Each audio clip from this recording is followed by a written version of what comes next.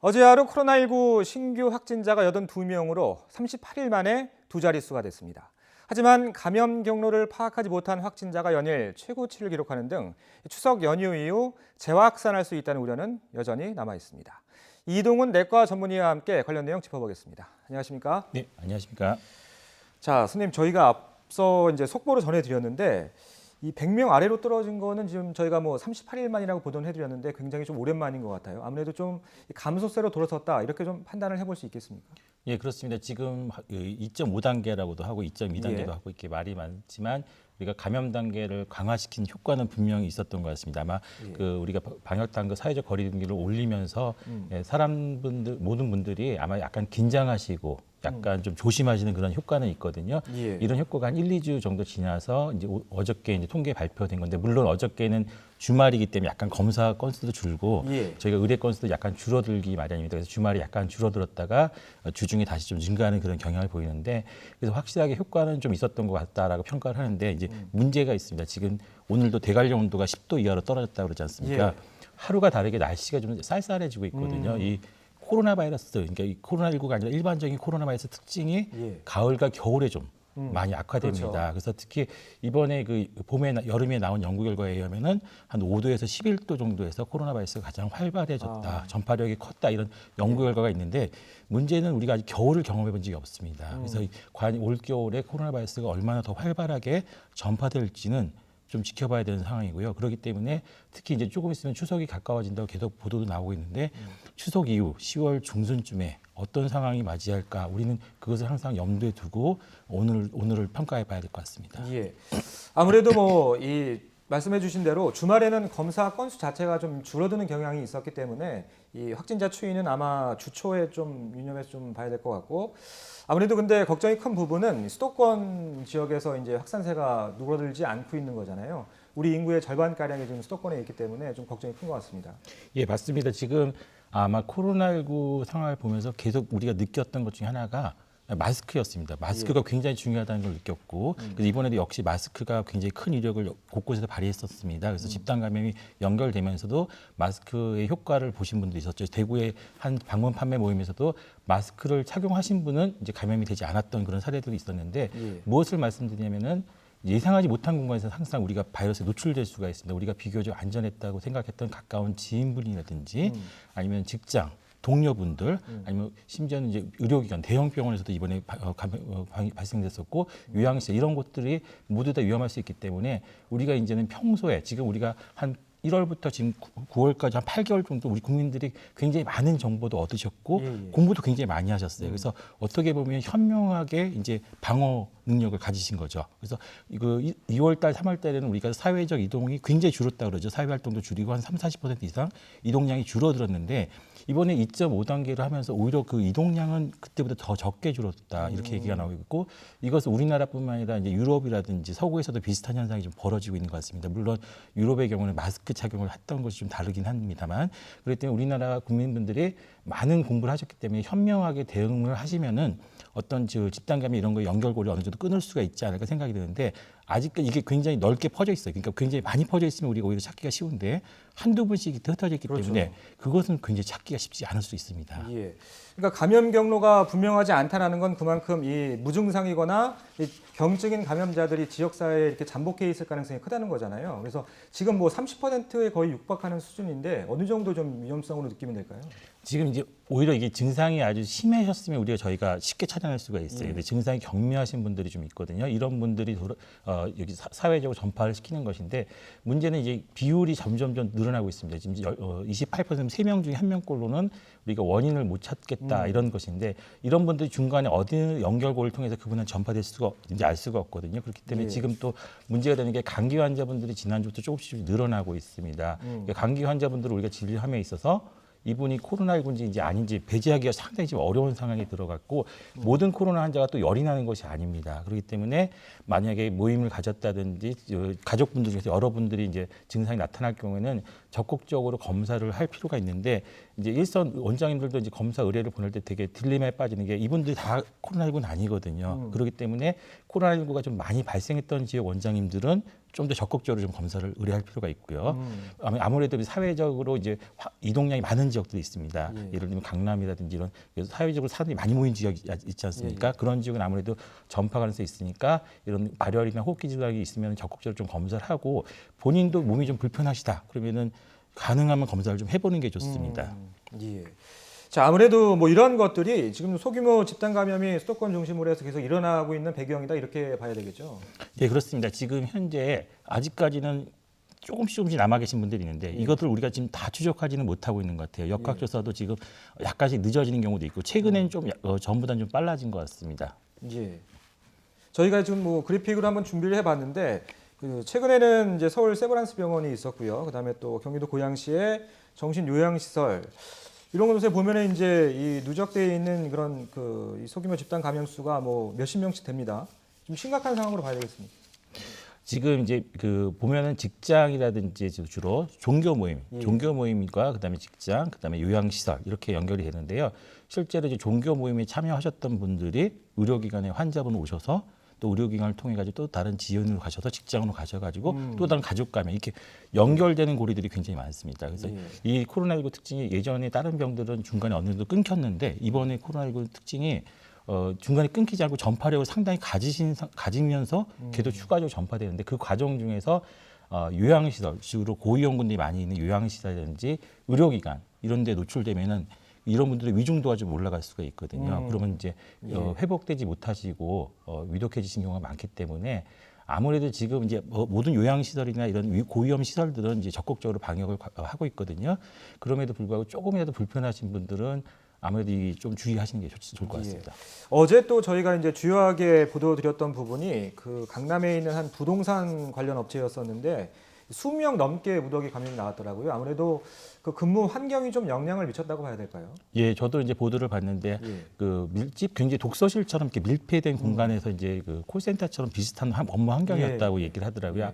그러다 보니까 아무래도 자꾸 이제 전파가 될 수 있었던 환경이었던 것 같은데 이제 아마 이거는 이제 우리 경영하시는 분들도 좀 생각을 하셔야 될 게 우리가 과거에는 공간의 효율성을 굉장히 극대화시켜가지고 이제 밀집해서 이제 근무를 하도록 했는데 지금은 이제 코로나 시대는 그보다 좀 더 안전을 좀 강조하는 그런 구조로 좀 바꿔야 되지 않을까 생각이 됩니다. 지금 저희들도 이렇게 칸막이를 이제 설치하는 것처럼 그런 업무 환경에도 이제 그런 칸막이라든지 이런 보호 시설을 좀 설치하고 그다음에 가까운 지인분들, 직장 동료분들 통해서 전파되는 경우가 꽤 많이 있었습니다. 그렇기 때문에 이 경우에도 좀 직장 동료분들과 대화를 하신다든지 가볍게 커피를 한잔 하시면서도 전파될 수가 있기 때문에 가까운 직장 문화도 좀 바꿔서 커피 같은 것도 좀 피하시고 예를 들면은 식사 시간에 같이 지금 모여서 식사를 하시는 경우도 많거든요. 그렇죠. 근데 이런 것들도 지금은 조금 피해 주시는 게 오히려 도움이 될 수가 있습니다. 어떻게 보면은 나랑 같이 가장 잘 아시는 지인분들 통해서 전파가 되는 것이거든요. 예. 자, 뭐 아무래도 가장 큰 걱정이 이제 추석 연휴를 이제 앞두고 있기 때문일 텐데 아무래도 예년의 추석 풍경과는 이제 많이 바뀔 수밖에 없을 것 같아요. 그런데 그 고향에 가시는 대신에 또 이 지금 예약 현황을 보니까 여행 준비하시는 분들이 많은 것 같아요. 좀 당부의 말씀 좀 부탁드리죠. 예, 그래서 좀 걱정이 되는 게 아마 추석 때는 저도 이제 저희 고향 어르신께서 오지 말라 이렇게 말씀을 하시더라고요. 어떻게 보면 지금 이 상황에서는 지금 정부가 계속 가지지 말라고 해도 또 자식들 입장에서는 또 가고 싶은 마음이 있거든요. 그렇죠. 그래서 어르신분들께서 먼저 전화를 주셔가지고 오지 않아도 된다 이번에는 이렇게 먼저 얘기를 해주시면 아마 자식들 입장에서 좀 더 편할 것 같은데 문제는 이제 본인분들이 이제 시간이 굉장히 길게 남다 보니까 그렇죠. 아무래도 여행이라든지 이런 걸 계획하시는 것 같아서 조금 걱정스럽습니다. 만약에 가시게 되더라도 제가 반복적으로 말씀드리지만 너무 먼 거리를 가지지는 않는 게 좋겠습니다. 그러니까 예를 들면 수도권 분들이 먼 강원도라든지 제주도 이렇게까지 가시면 아무래도 해당 지역이 상당히 여파를 좀 줄 수가 있거든요. 그렇죠. 그다음에 두 번째로는 이제 몸이 불편하시면 여행은 좀 취소하시는 게 좋겠습니다. 그러니까 내가 일주일 전에 예약을 했지만 내가 오늘 아침에 열이 나거나 아니면 기침가래 가벼운 증상이 있으면은 가급적이면 피하시는 게 좋겠고요. 그다음에 여러 여행지를 돌아다니는 우리 여행 코스가 많거든요.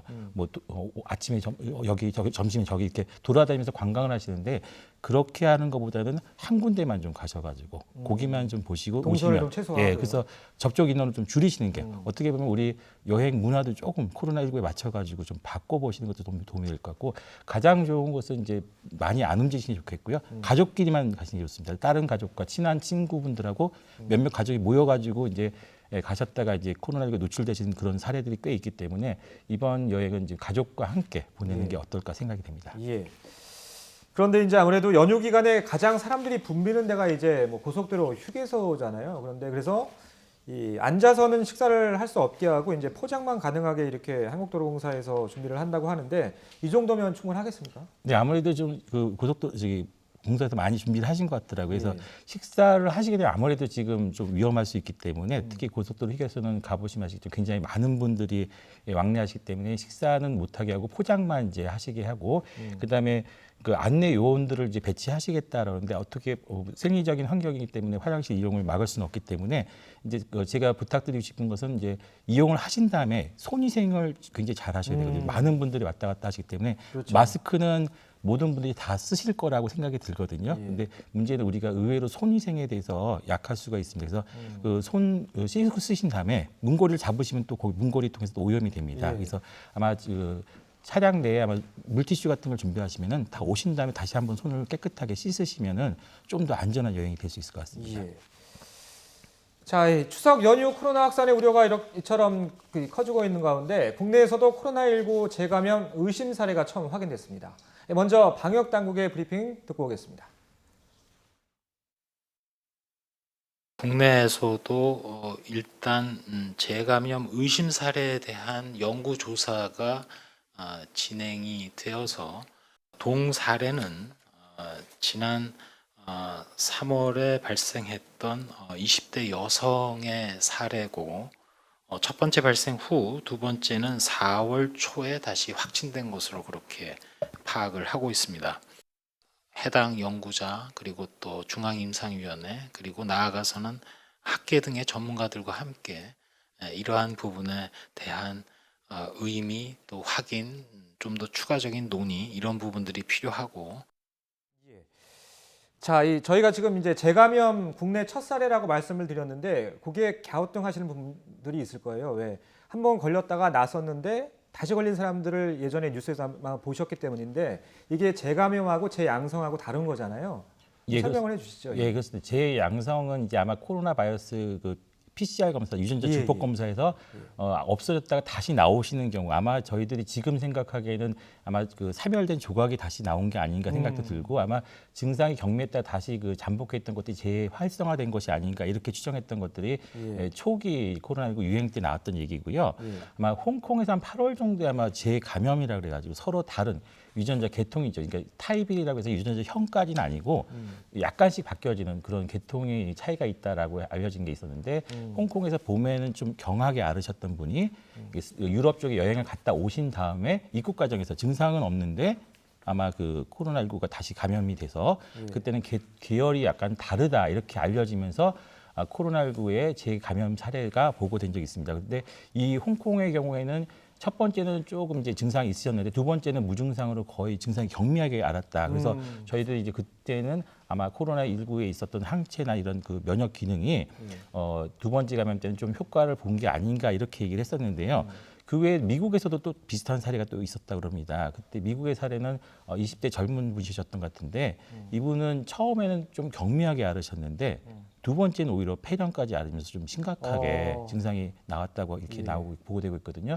그래서 저희들이 이 면역 항체가 얼마나 잘 형성되었는지도 중요한 것 같고 아마 처음에 경미하게 앓으셨기 때문에 면역 능력이 잘 확보가 안 된 상태에서 또 다른 바이러스에 노출됐을 수도 있을 거고요. 아니면 두 번째 노출된 바이러스가 많을 경우에는 아무리 우리가 면역 항체를 갖고 있다 그래도 저희가 우산을 쓰고 비가 오는데 나갔다가 하더라도 비가 많이 내리면 젖지 않습니까? 똑같이 이제 감염될 수가 있기 때문에 아마 면역 능력을 가졌다 하더라도 저희가 여전히 주의는 좀 하시는 게 좋겠다라는 것이고요. 그렇기 때문에 문제는 이제 이게 굉장히 많은 사례는 아니었어요. 지금 이제 전 세계적으로 3천만 건 이상의 보고가 되고 있는데 예. 그 사례들은 아주 극소수로 지금 저희가 케이스 리포트라고 그러죠. 이제 보고 일부 몇몇 사례들이 보고되고 있을 정도이기 때문에 아직까지는 이게 다수를 차지하지는 않는 것 같은데 우리가 이제 백신 개발이나 이런 데 조금 영향을 주지 않을까 생각은 하고 있습니다. 예. 어떤 영향을 미치게 되는 건가요? 아무래도 지금 이제 저희가 그 독감 같은 경우에는 인플루엔자 같은 경우는 매년 저희가 독감 백신을 맞지 않습니까? 예. 독감 백신의 그 모양이 계속 조금씩 바뀌거든요. 아. 그렇기 때문에 저희가 그걸 유전자 예측해가지고 변이에 맞춰서 예, 미리 예측을 해가지고 예상 문제를 푼다라고 생각하시면 되세요. 그런데 예상 문제가 항상 맞지는 않아요. 또 틀릴 때도 있고 그런데 예, 그래서 예상해가지고 저희가 백신을 만드는 것이고요. 코로나19도 지금 이제 처음에는 이제 그 S형, V형, L형 뭐 국민분들이 다 너무 잘하셔가지고 G형, GH 이렇게 계속 6가지 정도 지금 더 이상도 나올 것 같긴 한데 계속 이제 조금씩 바뀌고 있습니다. 이런 것들이 지금까지는 백신 개발에 큰 영향을 안 주었지만 앞으로 이게 좀 더 크게 변이가 일어나면은 우리가 개발되는 백신에도 약간 영향을 주기 때문에 아마 코로나19 백신을 올해 만드는 것은 올해뿐만 하시고 그 다음 거는 내년 또 다른 개발이 있을 수도 있다 이런 얘기입니다. 예. 자, 이 과거 신종플루 유행 당시엔 대규모 예방 접종이 신속하게 이루어진 것과 달리 이 코로나19 예방 접종은 훨씬 더 천천히 진행될 거라고 이 방역 당국이 전망했습니다. 들어보시죠. 코로나19는 훨씬 더 어려운 상황입니다. 우선 백신의 접종 횟수가 아마도 2회로 예상이 됩니다. 거리두기나 예약 접종 등 전체적인 접종 일정은 느리게 진행될 가능성이 매우 높다고 생각을 합니다. 그 접종의 경과, 부작용의 발생 여부 등을 찬찬히 살피고 이후에 안전하게 그리고 완벽하게 접종을 시작하는 방법도 있을 것이라고 고민하고 있습니다. 자, 이 백신을 2번 맞는다라는 게 어떤 의미입니까? 왜 그런 거죠? 지금 이제 독감 백신인데 사실은요. 예. 제일 처음에 맞는 분들은 2번 맞습니다. 아, 그러니까 지금 다들 매년 맞기 때문에 한 번만 맞는 걸로 예. 생각하시는데 처음에는 면역 형성을 하는 거고 예. 두 번째 한 달 정도 있다가 부스팅 시켜서 더 강화시키는 그렇게 맞습니다. 그래서 처음 맞으실 때는 2번 맞는 게 원칙이고요. 과거 신종플루 때는 매년 맞던 백신이었기 때문에 1회 접종으로 저희가 됐었던 건데 이 코로나19 같은 경우는 전혀 다른 백신이거든요. 바이러스가 그렇기 때문에 지금 연구를 계속했는데 한 번 가지고는 지금 부족했다라고 이렇게 지금 연구 결과 나오고 예. 14일 뒤 접종, 28일 뒤 접종 이렇게 여러 가지 기간을 두고 이 연구를 하고 있는데 아마 지금은 28일이 가장 예. 비교적 효과가 높았다 이렇게 연구가 나와서 아마 한 번 맞고 한 달 뒤에 다시 추가 접종을 이렇게 하는 것으로 이렇게 이제 모델이 되고 있는 것 같습니다. 예. 자, 오늘 오후에 이제 그 수도권 같은 경우에는 이미 연장이 됐습니다만 이 비수도권 지역 같은 경우에는 오늘 이제 사회적 거리두기 2단계가 종료가 되는 건데 예정대로라면 오늘 오후에 이제 연장 여부를 정부에서 발표한다고 하는데 어떻게 예상할 수 있을까요? 사실은 이제 50명에서 100명이 2단계 기준이거든요. 예. 그래서 이거를 더 낮추기에는 아마 지금 방금 제가 처음에 말씀드렸듯이 기온의 문제도 있고 추석의 문제도 있기 때문에 아마 쉽지는 않을까 싶습니다. 그래서 아마 조금 더 이 추석 이후까지는 좀 지켜봐야 되지 않을까 하는 게 제 개인적인 생각이고요. 예. 아마 그거는 다른 경제적인 상황도 좀 보고 지켜봐야 될 것 같습니다. 예. 자, 하나만 질문을 좀 간단하게 좀 답변을 요청드리면 아무래도 내일부터 이제 등교가 이루어지기 때문에 부모님들 걱정이 많으시거든요. 그런데 일각에서는 아무래도 이제 학업 성취를 위해서 1학년들 같은 경우에는 좀 매일 나오는 게 필요하지 않겠느냐 이런 의견이 나오고 있는데 어떻게 보시나요, 전문가 입장에서? 그러니까 저도 의사니까 조금 걱정은 많이 됩니다. 실제로 뭐 미국도 대학교 개강 이후에 굉장히 많은 확진자가 발견되고 있거든요. 예. 근데 아마 저도 애들 얘기 들어보니까 한두 달 지나면 이제 이번 학기가 끝난다 그러더라고요. 예. 아마 학습권 때문에 아마 교육부에서 이렇게 얘기를 하시는 것 같은데 예. 개인적으로는 추석까지는 좀 보시는 게 낫지 않을까 생각이 좀 들고 있습니다. 예, 알겠습니다. 자, 지금까지 이동훈 내과 전문의와 함께 국내 코로나19 상황 짚어봤습니다. 말씀 잘 들었습니다. 고맙습니다. 감사합니다.